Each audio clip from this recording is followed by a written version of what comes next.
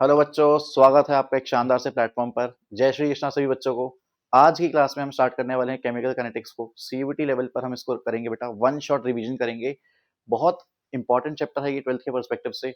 Physical chemistry का one of the important chapter after electrochemistry. NCERT में दिया हुआ है ये बेटा। एवरी ईयर अगर मैं सीबीएसई का बोर्ड पैटर्न देखूं तो एवरी ईयर यहाँ से 7 to 8 मार्क्स की वेटेज रहती ही रहती है। एंड बहुत बच्चों के मन में परसेप्शन डेवलप है कि जो चैप्टर है वो काफ़ी ज़्यादा मुश्किल है। ऑल्दो ऐसा नहीं है, चैप्टर बहुत ईजी है। तो चलिए इसकी चैप्टर की एकदम तह तक जाते हैं और चैप्टर को समझने की कोशिश करते हैं और एक बेटर अंडरस्टैंडिंग डेवलप करते हैं चैप्टर की। तो मैं आपका स्वागत करता हूँ। मेरा नाम विनय कद, आपका केमिस्ट्री फैकल्टी। आज की क्लास में मैं आपको केमिकल काइनेटिक्स पढ़ाने वाला हूँ। सबसे पहले बेटा आता है केमिकल काइनेटिक्स का मतलब। केमिकल काइनेटिक्स का मतलब क्या है भाई? The branch of chemistry which deals with the speed of the chemical reaction and the factors affecting the speed of the chemical reaction. देखो, अब कोई भी केमिकल रिएक्शंस होती हैं तो उसके लिए हमें क्या करना होता है भाई?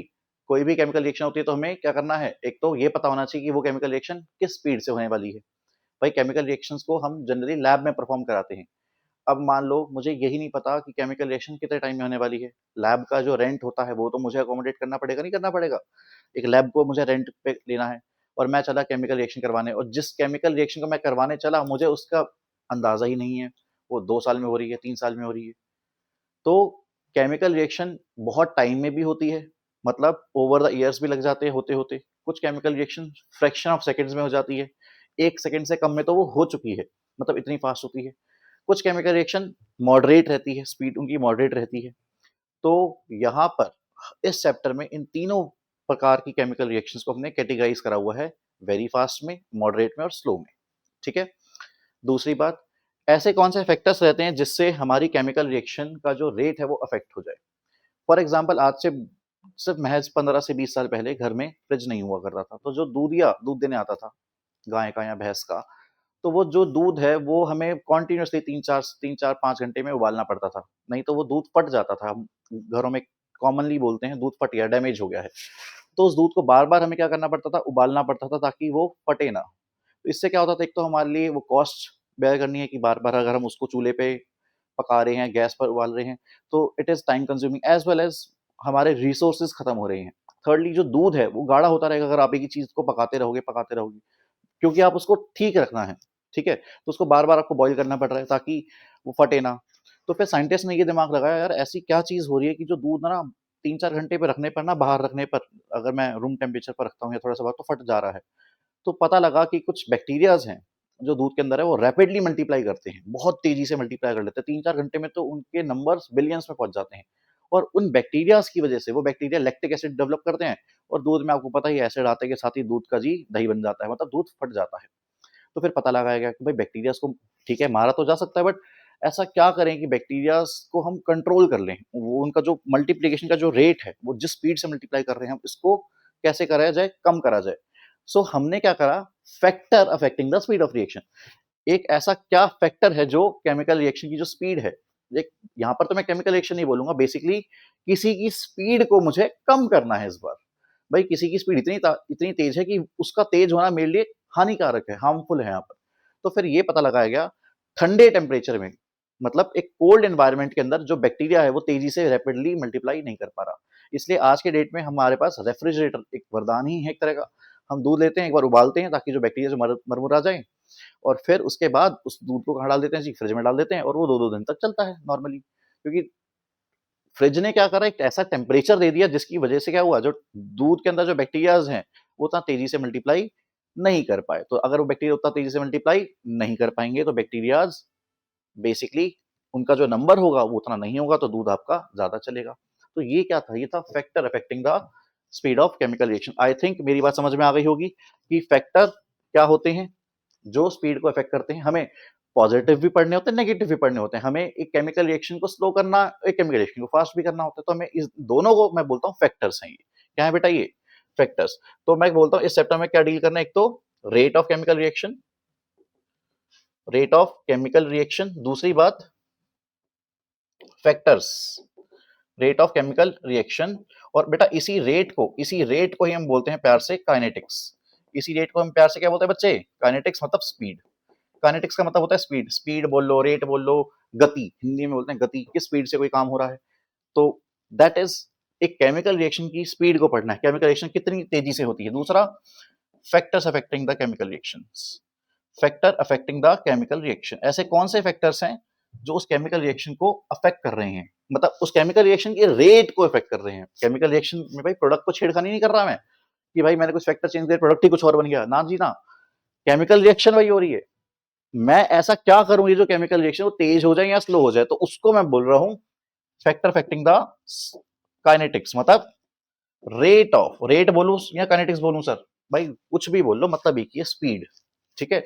Rate of chemical reaction, chemical reaction,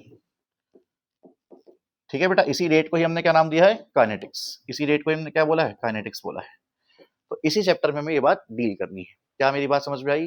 तो वही लिखा बेटा, the branch of chemistry which deals with the study of the reaction rates, again देखो रेट्स आया है, एंड देयर मैकेनिज्म्स, आप यहां पर एंड देयर फैक्टर्स भी लिख सकते हैं, ठीक है। तो चलिए आगे बढ़ते हैं। उसके आगे आता है एवरेज रेट, बट इससे पहले बेटा मैं आपको समझाता हूं कुछ ग्राफ्स। इसके आगे बेटा आते हैं सबसे पहले ग्राफ्स। देखिए सबसे पहले बेटा मैं ग्राफ समझाता हूं इस चैप्टर में, जो ग्राफ्स हम यूज करते हैं कॉमनली, बिल्कुल नहीं डरना, बहुत बेसिक सी चीज है। सबसे पहले बेटा यहां पर रखते हैं, मान लो ग्राफ लिया बेटा, यहां पर रखा मैंने पोटेंशियल एनर्जी को, यहां पर रखा प्रोग्रेस ऑफ रिएक्शन को। इस पीई को क्या बोलते हैं बेटा, पोटेंशियल एनर्जी। एक बार मैं बस इसको पहली बार तो लिख रहा हूं, आज के बाद जब भी मैं लिखना होगा मुझे ये, तो मैं सीधा इसको पीई लिखने वाला हूं, तो क्योंकि फर्स्ट टाइम लिख रहा हूं तो इसका मतलब भी मैं साथ साथ लिख देता हूं, सही है। और पीओआर का मतलब क्या होता है, progress of reaction, progress of reaction. चलिए अब यहां पर क्या है, अगर बेटा ग्राफ कुछ ऐसे बनाया, देखो ऐसा कुछ बनाया, ऐसा देखो, तो यहाँ पर ये एनर्जी किसकी होती है बेटा, रिएक्टेंट्स की, मतलब रिएक्टेंट्स की एनर्जी कितनी है, इतनी है कुछ, ये एनर्जी किसकी है, रिएक्टेंट्स की, और ये एनर्जी किसकी है बेटा, प्रोडक्ट्स की। तो आप ये चेक कर सकते हो, जब एक रिएक्शन हुई, एक रिएक्शन के दौरान रिएक्टेंट्स की एनर्जी कुछ यहाँ पर है, रिएक्टेंट की जब रिएक्शन शुरू हुई तो रिएक्टेंट्स की एनर्जी कुछ यहाँ पर है, और रिएक्शन खत्म हुई जो प्रोडक्ट बनने की एनर्जी कुछ यहाँ पर है। तो अगर मैं चेक करूं तो मुझे प्रोडक्ट की एनर्जी ज्यादा दिख रही है, देखना भाई ध्यान से, मुझे प्रोडक्ट की एनर्जी क्या दिख रही है, ज्यादा दिख रही है। एक काम करते हैं, इसको और थोड़ा सा मैं ऐसा दिखा देता हूँ, लो बेटा, यहाँ पर मुझे प्रोडक्ट्स रिएक्शन खत्म हुई तो मुझे यह दिख रहा है कि रिएक्टेंट्स की एनर्जी ये थी और जो प्रोडक्ट्स बने उनकी एनर्जी ये है कुछ। तो किसकी एनर्जी ज्यादा है, प्रोडक्ट की एनर्जी, बताइए प्रोडक्ट की एनर्जी ज्यादा है, रिएक्टेंट की एनर्जी ज्यादा है। तो यहाँ पर इस ग्राफ से सीधा दिख रहा है मुझे कि प्रोडक्ट की एनर्जी यहाँ पर रिएक्टेंट से ज्यादा है। तो अगर मैं कह दूं energy of product minus energy of reactant, तो बताइए भाई energy of product minus energy of reactant किसको, मतलब ये वैल्यू, जो ये वैल्यू होगी पॉजिटिव आएगी नेगेटिव आएगी, ये वैल्यू आएगी पॉजिटिव। पॉजिटिव क्यों आई सर, क्योंकि बेटा ये वाली वैल्यू बड़ी है ना, प्रोडक्ट की एनर्जी ज्यादा है, बड़ी में से किसी छोटे को माइनस कर रहे हो, तो आंसर क्या आएगा, पॉजिटिव। और इसी डिफरेंस को, इन दोनों एनर्जी के डिफरेंस को हम क्या बोलते हैं बच्चे, डेल्टा एच। क्या बोलते हैं बच्चे, डेल्टा एच। डेल्टा एच अगर मतलब डेल्टा एच अगर पॉजिटिव है, इसका मतलब है एक जो रिएक्शन है वो कैसी है बच्चे, एंडोथर्मिक है। कैसी रिएक्शन है बेटा, ये रिएक्शन एंडोथर्मिक है। दूसरी बात, इसमें आप इस टॉपिक को देखो, इसको बोलते हैं ट्रांजिशन स्टेट, इसी को क्या बोलते हैं बेटा, ट्रांजिशन स्टेट, या फिर इसी पीक को ही बोला जाता है ट्रांजिशन स्टेट, और इसी को ही बोल सकते हो स्टेप्स, स्टेप ऑब्लिक स्टेप्स।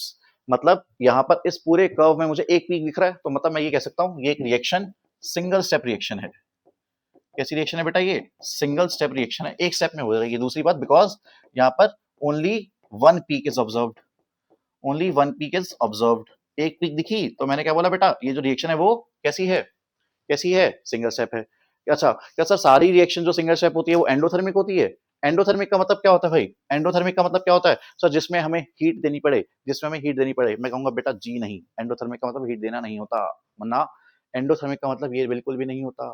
हर रिएक्शन में सिस्टम हमें थोड़ी सी हीट देता है, हम उसको देते हैं। एंडोथर्मिक का मतलब हमें नेट हीट देनी पड़ रही है, नेट हमारा खर्चा हुआ है। देखो एक केमिकल रिएक्शन में हम भी कुछ हीट देते हैं, हमें हमें हीट मिलती भी है।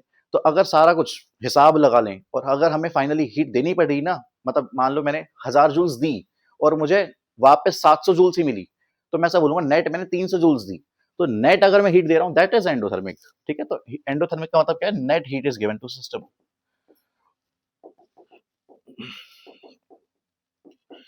Net heat is given to the system.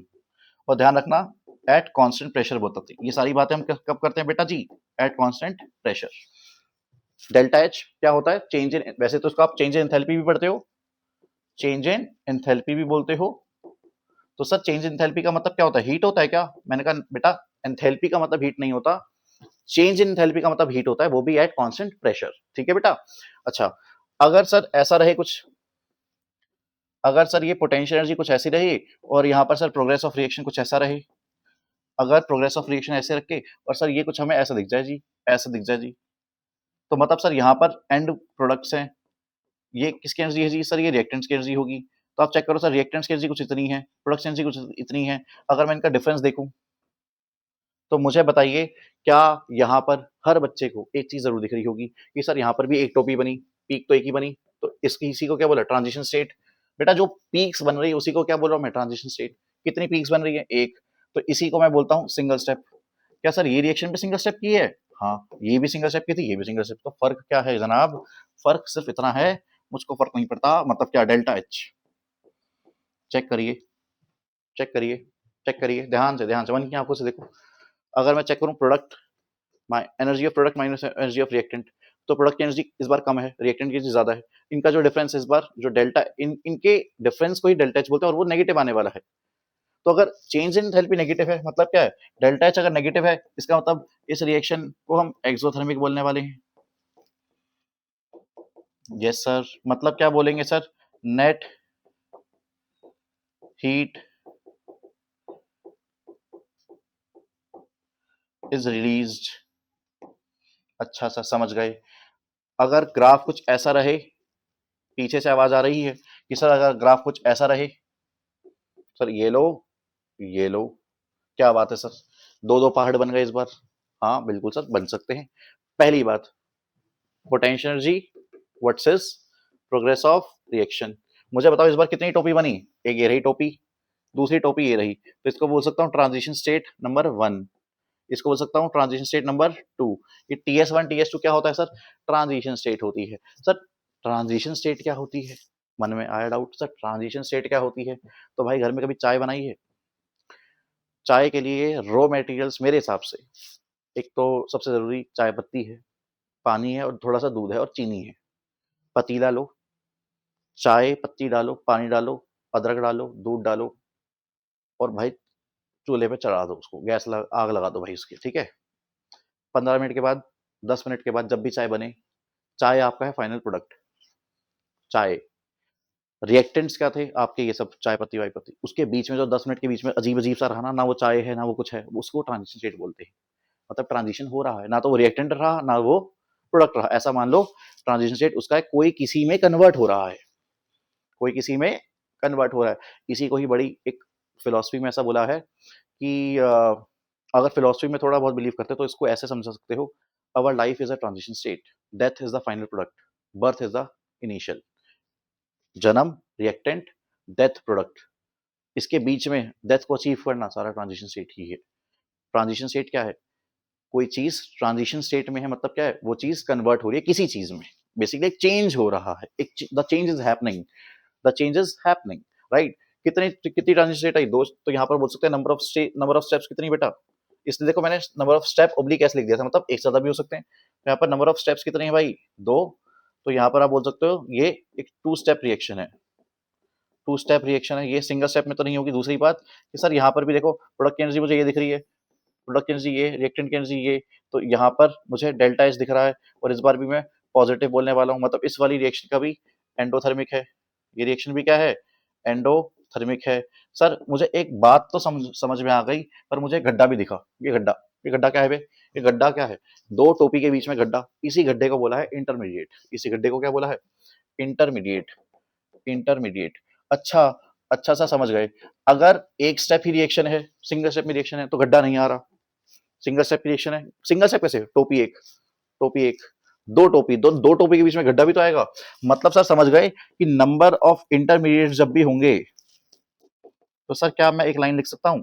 Number of intermediates जब भी होंगे वो हमेशा क्या होता है? Number of step oblique steps minus का 1 है। क्या बात है सर?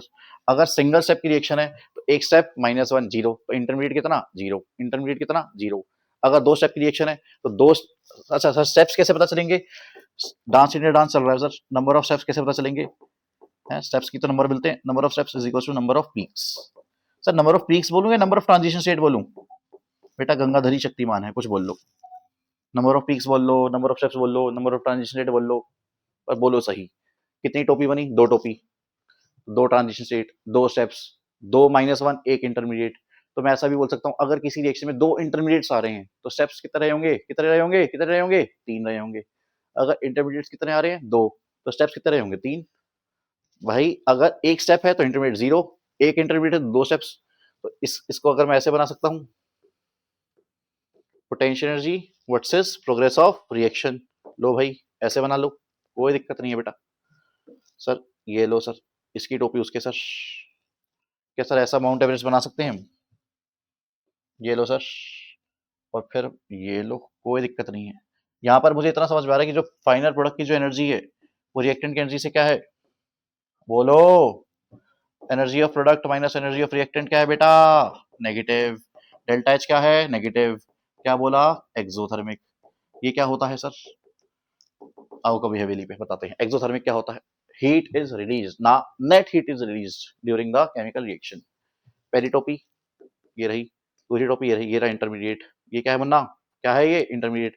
अब आप चेक करो, पहली टोपी को यहां से चेक करना, इस एनर्जी को बोलते हैं हम एक्टिवेशन एनर्जी। इसको ही क्या बोलते हैं मुन्ना? ईए स्पोर्ट्स, ईए एक्टिवेशन एनर्जी। पहले स्टेप की तो EA1, दूसरे स्टेप की क्या रहेगी? EA2 activation energy. जैसे सर यहाँ पर एक्टिवेशन एनर्जी क्या रहेगी? सर यहाँ से ले लो, ये वाली एनर्जी ये आया रेंज में एक्टिवेशन एनर्जी। ये क्या होती है सर? बेटा मैं इसको समझाता हूँ आपको, रुक जाओ। अगर सच में समझना चाहते हो ना, सच में समझना, एक तो देखो किताबी लैंग्वेज है, रियल इवेंट से समझाऊं अगर तुम ओके करो तो। ठंड का टाइम है, तुम सुबह सो रहे हो कंबल डाल के बढ़िया, रात को बढ़िया तुमने मूवी वूवी देखी है, थके हुए सोए हो। थकान, मूवीज देख के थकान भी तो होती है, पर पढ़ना माय फुट कौन पढ़ता है? हम तो मूवी देख के सोते हैं, और हम भाई सुबह मस्त सो रहे हैं, सही है। बट मूवी देख रहे थे हम संडे की रात को, अगले दिन मंडे है, स्कूल भी जाना है, सुबह ठंड का टाइम है तो स्कूल चलो लेट ही है, 8:30 बजे का स्कूल है। तुम 8 बजे तक नहीं नहाना, तो चलो छोड़ो, तुम 8 बजे तक उठे ही नहीं। तो भाई टेक्निकली अगर तुम्हें 8:30 पहुंचना है स्कूल तो 8 बजे तुम्हें घर से निकलना भी है, तुम 8 बजे तक महाराज सो रहे हो। तो बापूजी ने एक बेल्ट निकाली और तुम्हें सूत दिया। तो जो तुम्हें सूता, जो तुम्हें एनर्जी दी, जिससे तुमने रिएक्ट करा, वही है एक्टिवेशन एनर्जी। मतलब मैं कोई जो काम करा रहा हूँ तो मैं कितनी एनर्जी उसको दे रहा हूँ करने के लिए, that is called as activation energy. समझ रहे हो?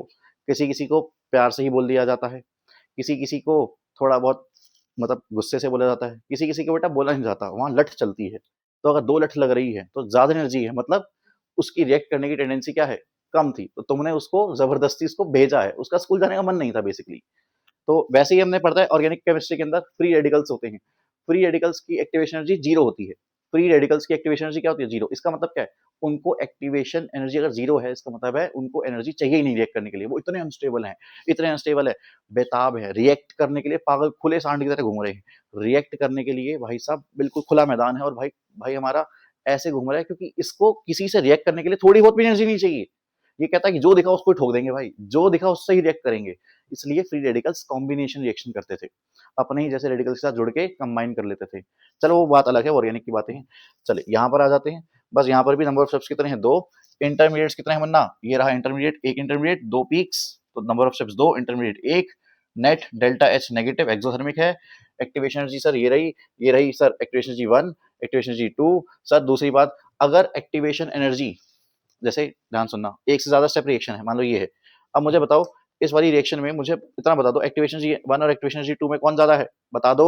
एक्टिवेशन जी 1 और एक्टिवेशन जी 2 में कौन जीत रहा है भाई? किसकी सरकार? मोदी सरकार। एक्टिवेशन जी 1 और 2 मेरे हिसाब से ये ज्यादा है और ये कम है, तो एक्टिवेशन जी 1 ज्यादा है, तो इसी को क्या बोलते हो? Rate determining step, RDS। RDX नहीं बनना, RDS, रेट डिटरमाइनिंग स्टेप। मतलब ये स्लो स्टेप होता है, रेट डिटरमाइनिंग स्टेप। इसी को ही मुन्ना क्या बोलते हैं? Slowest step. स्लोवेस्ट क्यों बोला? क्योंकि एनर्जी ज्यादा नहीं पड़ रही है, है ना? आप एक बात बताओ, तुमने एक वो लाइफ बॉय की एड जरूर देखी, बंटी तेरा साबुन स्लो है क्या? धोते जाओ, धोते जाओ, धो, धोते जाओ, धोते जाओ, धो। भाई अगर एनर्जी ज्यादा नहीं पड़ रही, भाई बंटी लगा हुआ है, तो उसको क्या बोलते हैं, बंटी तेरा साबुन स्लो है क्या? अगर मुझे कोई काम कराने के लिए, भाई एक सिंपल सी बात समझो, मुझे मान लो, मुझे आईआईटी दिल्ली में 2 लोगों को पहुँचाना है। एक मेरे पास पढ़ा लिखा 11वीं 12वीं का बच्चा आया, जो नॉर्मली पढ़ता हुआ आया, ठीक है? साइंस बैकग्राउंड से ही था। एक बच्चा आया राजू पंचर वाला, भाई सपना तो उसने भी देखा आईआईटी दिल्ली, सपने तो भाई देखने चाहिए, पर मेहनत भी कर रहा है, ठीक है भाई? बट भाई वो राजू पंचर वाला है, ये बात भी नहीं भूलनी चाहिए।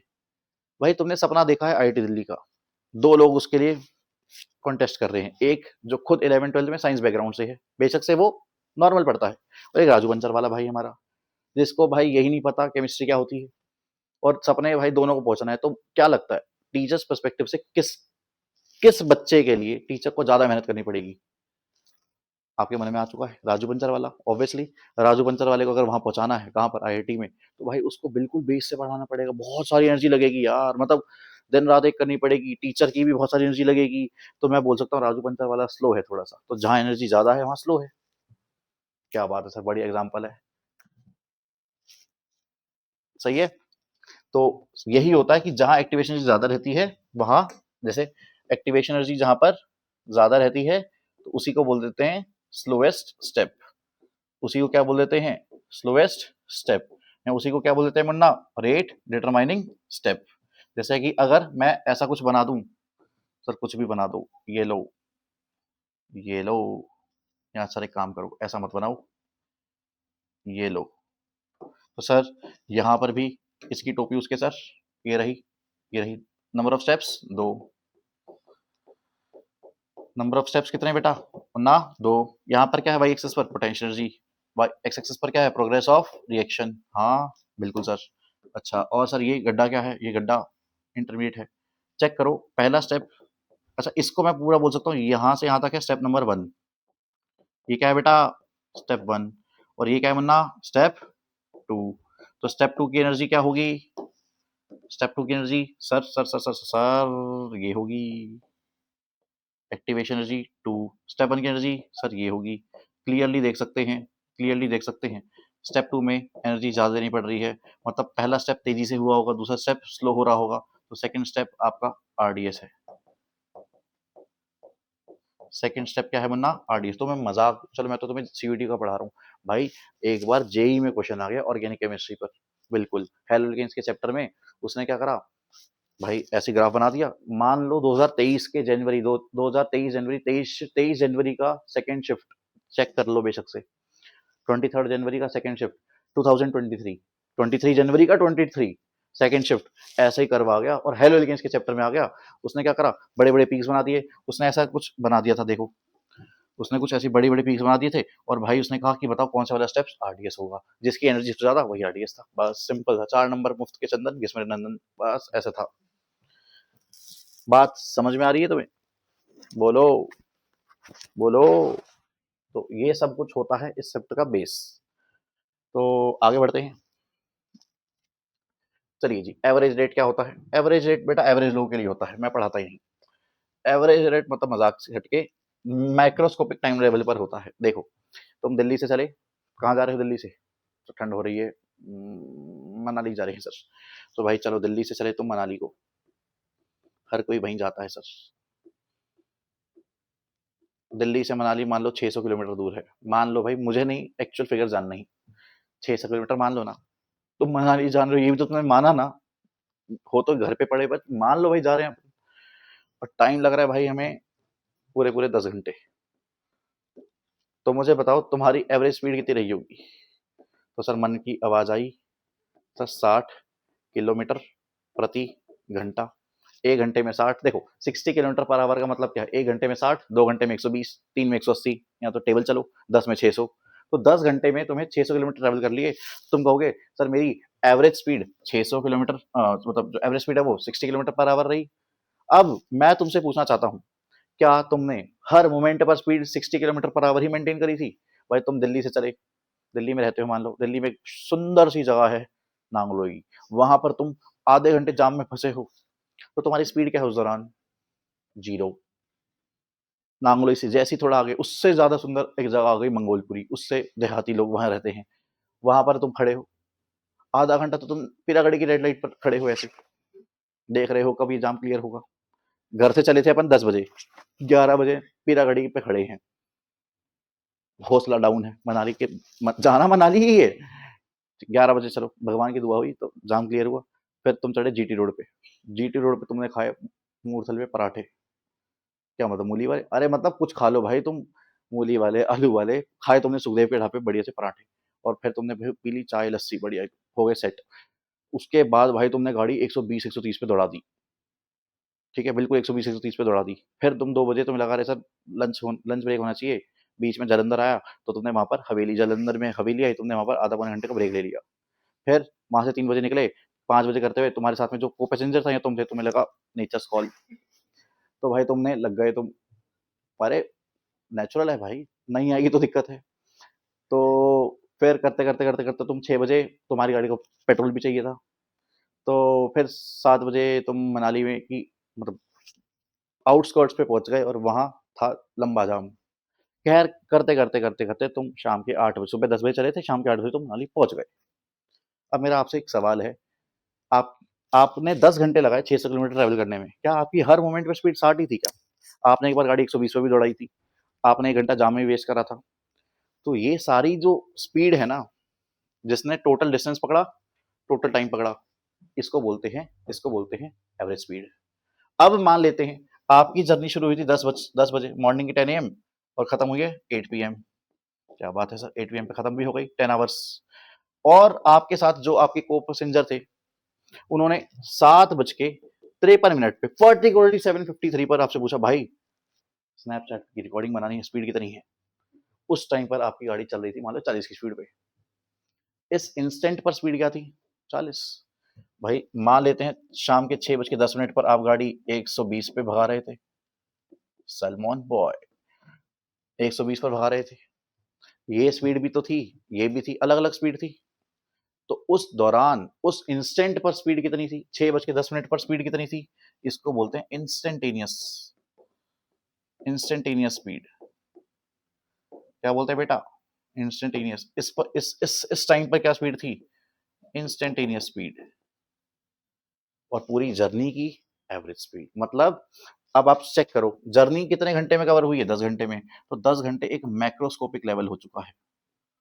10 घंटे क्या हो चुका है मुन्ना? एक मैक्रोस्कोपिक लेवल। मतलब एक लार्जर टाइम फ्रेम पर अगर मैं कहूँ ना, that is called as average rate. Rate का मतलब कुछ नहीं होता, रेट का मतलब देखो, रेट को अगर तुम्हें कभी भी डिफाइन करना हो ना, चाहे तुम फिजिक्स वाले ही बात कर लो भाई, कोई दिक्कत नहीं है, मैं ये नहीं है केमिस्ट्री में पढ़ा रहे हैं। रेट के एक्चुअल डेफिनेशन का मतलब होता है change in anything over a change in time. Change in anything,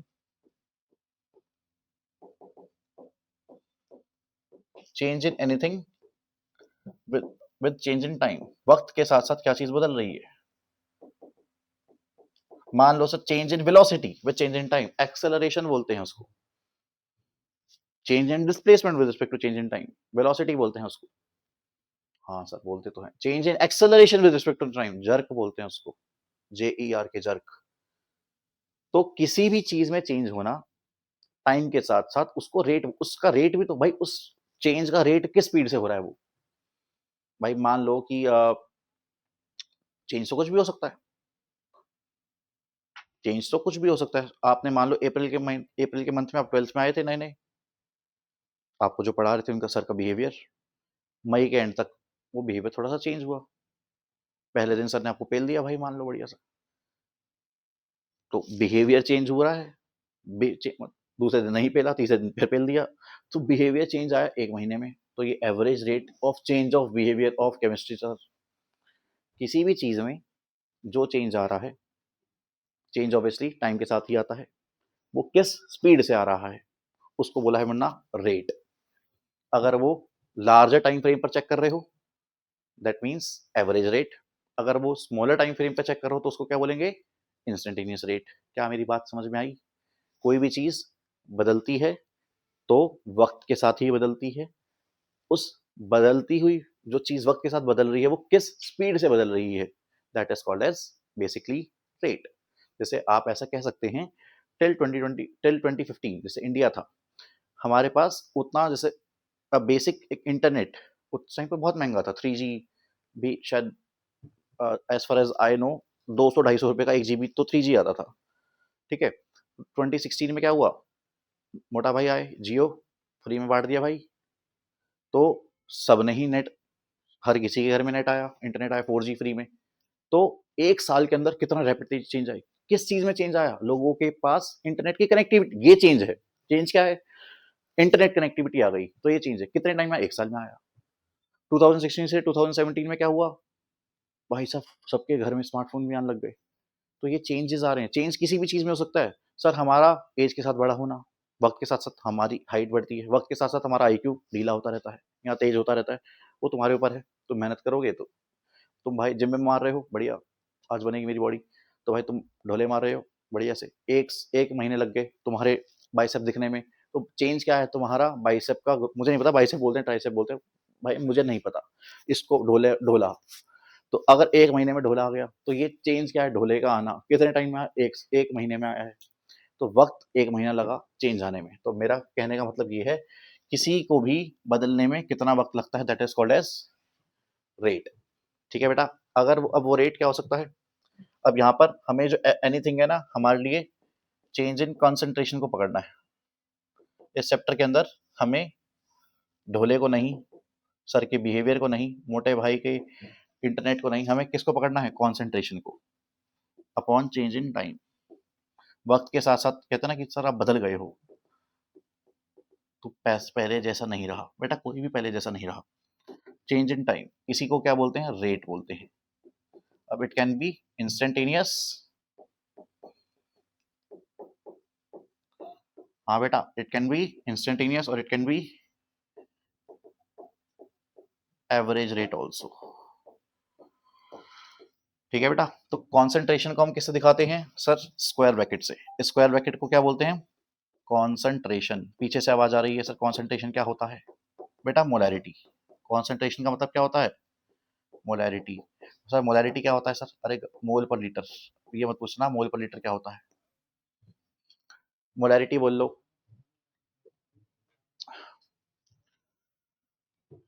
molarity बोल लो या मोल पर लीटर बोल लो, एक ही बात होती है। ठीक है। और उसको दिखाते किससे, ध्यान रखना गलती से भी ऐसे वाले ब्रैकेट मत दिखा देना, ये नॉर्मल ब्रैकेट नहीं होते, स्क्वायर ब्रैकेट लगते हैं। कैसे लगते हैं मुन्ना, स्क्वायर ब्रैकेट। ये होती है रिप्रेजेंटेशन किसकी, किसकी, किसकी, उसकी, उसकी, किसकी, कंसेंट्रेशन की। तो अब सोचो, अगर मैं कुछ ऐसे दिखा दूं, चेंज इन कॉन्सेंट्रेशन, देखो ये क्या, change in concentration upon change in time, तो इसी को ही बोला है एवरेज रेट। इसी को ही क्या बोला है बेटा, एवरेज रेट। और अगर मैं कह दूं स्मॉलर चेंज के लिए हम छोटा यूज करते हैं, D, D concentration let's say upon dt। ये क्या है, डी मतलब फॉर स्मॉलर चेंज, ये क्या है, कॉन्सेंट्रेशन ही है, पर डी कब यूज होता है, for small change, for small change. एक सेकंड बेटा, फॉर स्मॉल चेंज, तो इसी को ही क्या बोलते हैं, इंस्टेंटेनियस रेट। बेटा एक गिलास ठंडा पानी देना। तो दो प्रकार के रेट होते हैं, एक कौन सा होता है, इंस्टेंटेनियस रेट, और एक कौन सा होता है, एवरेज रेट। अगर छोटे इंटरवल के लिए देख रहे हो, dt का मतलब क्या होता है, देखो बेटा dt का मतलब भी क्या है, t2 माइनस टी ही है। ठीक है, T2 माइनस टी, वो भी T2 माइनस टी है, पर ये T2 और T1 में जो फर्क होगा ना, ये बहुत छोटा सा है। जैसे अगर मैं आपको एक चीज दिखाता हूँ, देखो ध्यान से, अब मैं तुम्हें बहुत शानदार सी चीज दिखाता हूँ, विजुअलाइज करवाता हूँ, कोशिश करता हूँ विजुअलाइज करवाने की। ध्यान से देखो, मान लेते हैं बेटा यहाँ पर रखा मैंने कंसंट्रेशन को, यहाँ पर रखा बेटा मैंने टाइम को। ठीक है बेटा, वाई एक्सेस पर क्या रखा, कॉन्सेंट्रेशन को, एक्स एक्सेस पर किसको रखा, टाइम को। अब मान लेते हैं ऐसा कुछ रिएक्टेंट ऐसा जा रहा है, ये कंसंट्रेशन रिएक्टेंट की है, ये यहाँ पर रिएक्टेंट की, यहाँ पर कुछ वैल्यूज हैं, लेट्स से यहाँ पर है कोई भी वैल्यू पकड़ लो भाई, कोई दिक्कत नहीं है। यहाँ पर भाई कॉन्सेंट्रेशन है, तो लेट्स से ये जो वैल्यू है वो है 5 मोलर, ये वैल्यू है 4 मोलर, ये वैल्यू है 3 मोलर, ये वैल्यू है 2 मोलर, ये वैल्यू है 1 मोलर और ये भाई 0।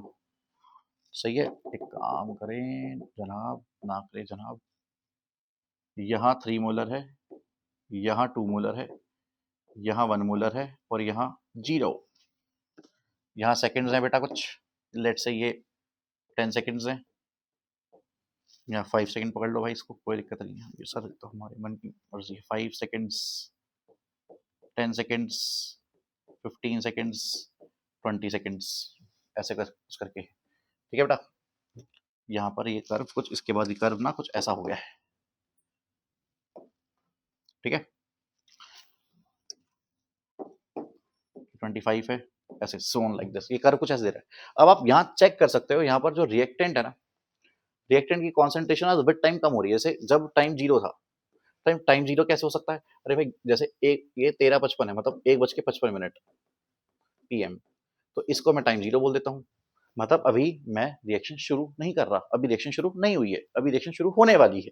तो टाइम 0 बोलने का मतलब है, पहली बात, reaction is not started yet, reaction is not started yet, reaction is not started yet. जैसे कि मान लेते हैं आपने गाड़ी के अंदर पेट्रोल भरवाया, टंकी फुल, अब टंकी फुल है, आपने जैसे पेट्रोल पंप पे गाड़ी की टंकी फुल कराई पेट्रोल की फुल, उसके बाद आपने गाड़ी नहीं चलाई, बिल्कुल भी नहीं चलाई, तो आपकी टंकी फुल को वैसे दिखा रहा हूँ मैं यहाँ पर। पेट्रोल कब कंज्यूम होगा? जब आपकी गाड़ी चलेगी थोड़ी थोड़ी। रिएक्टेंट बेटा प्रोडक्ट में कन्वर्ट होता है, तभी तो रिएक्टेंट की कॉन्सेंट्रेशन कम होगी। अगर टाइम 0 है मतलब अभी रिएक्शन शुरू नहीं हुई, रिएक्शन शुरू नहीं हुई तो रिएक्टेंट प्रोडक्ट में कन्वर्ट नहीं हुआ, रिएक्टेंट प्रोडक्ट में कन्वर्ट नहीं हुआ तो रिएक्टेंट की कॉन्सेंट्रेशन जितनी थी उतनी तो रहेगी। क्या मेरी बात समझ में आई? तुम बोलते भी तो नहीं हो, तुम सब कैमरे वाले हो भाई, मुझे तो पता भी नहीं।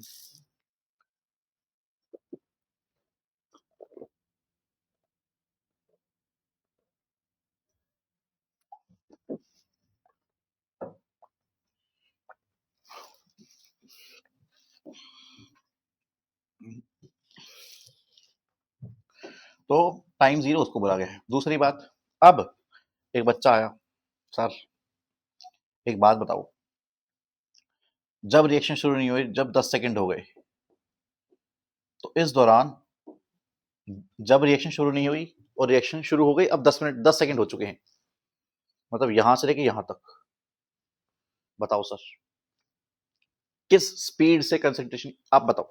0 पर इधर देखो मुन्ना, इधर वेट सारे, ओ भाई कहाँ, मैं यहाँ हूँ, इधर मेरी तरफ देखो। जब रिएक्शन शुरू नहीं हुई, टाइम 0, तो कॉन्सेंट्रेशन भाई कितनी थी? 5। 10 सेकंड के बाद, 10 सेकंड के बाद, 10 सेकंड के बाद, 10 सेकंड के बाद ये रही, इसको इसके टाइम पर कॉन्सेंट्रेशन भाई कुछ इतनी है, मान लो इतनी है, कुछ 2 ही है ये। तो क्या कॉन्सेंट्रेशन कम हुई? मैं तुमसे पूछना चाहता हूँ, मैं अपनी आवाम से पूछना चाहता हूँ, मैं अपनी जनता से पूछना चाहता हूँ। अस्सलाम वालेकुम लियारी, हाँ भाई इधर देखो, मैं रहमान डकैत लाइट वर्जन, देखो 0 पर 5, 10 सेकंड पर 2, क्या चेंज आया? सर कॉन्सेंट्रेशन में चेंज दिख रहा है हमको। टाइम 0 पर कॉन्सेंट्रेशन 5 थी, 10 सेकंड पर 2 थी, तो कॉन्सेंट्रेशन में तो चेंज आया ही है ना। हाँ सर, आपने कहा था किसी भी चीज में चेंज आ जाए वक्त के साथ साथ, तो वहां पर रेट को डिफाइन किया जा सकता है। Rate can be defined anywhere in the life, in subject, anywhere in the पूरे इस यूनिवर्स में कहीं भी रेट डिफाइन किया जा सकता है, जहां पर कोई चीज, किसी चीज में बदलाव आए वक्त के साथ साथ, उस बदलाव को आने में कितना वक्त लग रहा है उसी को ही रेट बोला है। तो मेरे हिसाब से अब बात बताइए, इस टाइम 2 पर कंसंट्रेशन कितनी है? लेट्स से C2 है और ये C1 है, तो मैं लिख सकता हूँ कि सर जो रेट है ना, रेट आया, रेट क्या होता है सर? रेट है हमारे लिए, देखो वैसे मैंने कहा था कोई भी चीज बदल सकती है, बट अब के बाद, आज के बाद, अब मैं इस चैप्टर में जब मैं चेंज बोलूंगा तो वो सिर्फ कॉन्सेंट्रेशन पकड़ोगे आप, ठीक है। तो बताइए final concentration C2 minus C1 upon final time T2 minus T1, तो मुझे बताइए इस टाइम पर कॉन्सेंट्रेशन कितनी है? 2 मोलर माइनस C1 कितना, T1 टाइम, इसको T1 टाइम माना है, इसको T2 टाइम माना है, तो T2 टाइम पर कंसंट्रेशन C2, T1 टाइम पर concentration C1, 5 molar, 5 molar. Sir तो नेगेटिव आ गया, अरे भाड़ में जाए, आंदर नेगेटिव क्या दिक्कत है? T2 कितना? 10 सेकेंड्स, T1 कितना? 0 सेकेंड्स, तो answer 2 minus, sir minus 3 molar पर 10 सेकेंड्स। सो ये तो माइनस का 0.3 मोलर पर सेकेंड आ रहा है। मैं तुम्हें एक लाइन बताने वाला हूँ बेटा, तुम्हें मजाक लग रहा हो, बहुत भयंकर लाइन बताऊंगा यहाँ से, देखो सर ये तो रेट माइनस का 0.3 मोलर पर सेकेंड आ रहा है। सर इसको फील करते हैं। -0.3 मोलर पर सेकेंड बोलने का मतलब ये है हर सेकेंड रिएक्टेंट की कंसंट्रेशन 0.3 से कम हो रही है। जैसे कि जब टाइम 0 था तो भाई की कंसंट्रेशन कितनी थी, 5 मोलर थी। मान लेते हैं जब 1 सेकेंड हुआ होगा ना तो इसकी कंसंट्रेशन हो गई होगी 4.7 मोलर। टाइम 2 सेकेंड हुए होंगे, 2 ही सेकेंड भाई, और कितनी कम कर दो 4.3, इसका 4.3 और कम कर दो, कितना, 7 में से 3 गया, 4 बचता है मोलर। ऐसे करते करते 10 सेकेंड के बाद कितनी हो गई होगी ये, सोचो 10 सेकेंड पर कितनी होगी, 2 मोलर। तो अब मुझे बताओ ये जो आपने रेट पकड़ा है ना, इसको आपने एवरेज रेट नाम देना है। कौन सा नाम देना है, एवरेज रेट। Average rate. अब चेक करो क्या रेट यहाँ पर नेगेटिव आ रहा है। ये जो रेट एवरेज ही बोलूंगा बेटा मैं, क्योंकि 10 second is a good time. Average rate क्या नेगेटिव आ रहा है, इसका मतलब ये है जब भी रेट नेगेटिव आ जाए, जब भी, मैं लिख देता हूं वरना स्टार मार्क,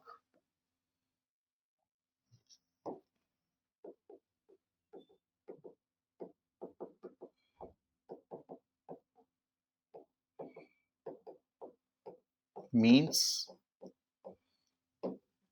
कॉन्सेंट्रेशन कम हो रही है।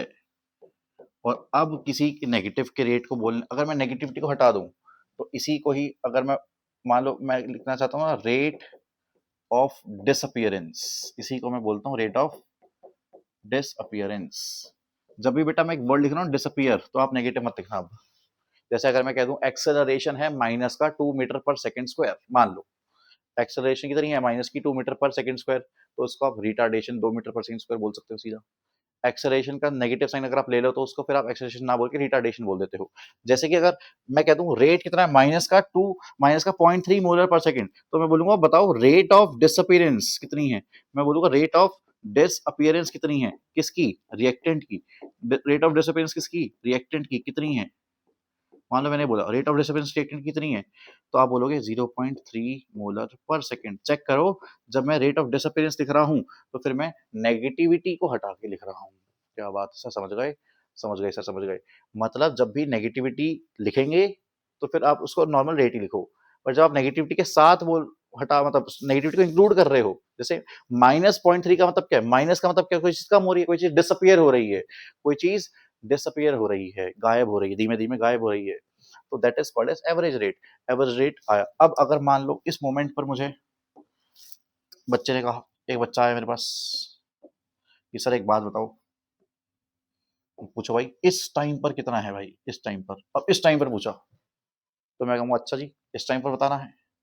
तो फिर आप एक काम करो, यहाँ से आप एक ऐसे डिफाइन कर लो, और यहाँ से फिर आपको होता है टेंजेंट ड्रॉ करनी पड़ती है, डिंग डिंग डिंग डिंग डिंग डिंग।